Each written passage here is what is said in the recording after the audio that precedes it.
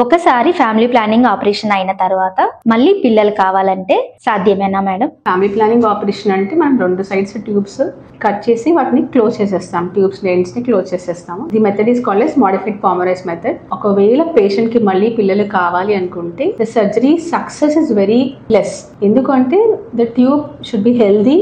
ఎంత గ్యాప్ ఉంది అంటే ఆపరేషన్ చేసి ఎంత గ్యాప్ ఉంది సర్జరీ తర్వాత అనేది చాలా important. If the gap is very less అంటే 3 years లోపు ఉంది అనుకోండి, మనం ట్యూబ్స్ మళ్ళీ రీకనలైజేషన్ చేశాక దిస్ సక్సెస్ ఈస్ ఓకే.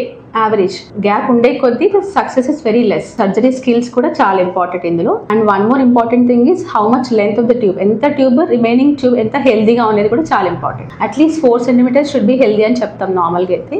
అంత ట్యూబ్ హెల్దీగా ఉంటేనే నువ్వు ట్యూబ్స్ మళ్ళీ రీకనలైజేషన్ చేసి దాన్ని ఓపెన్ చేస్తే అంత సక్సెస్ ఉంటుంది. We don't prefer the patient to go for recanalisation because the success is very less.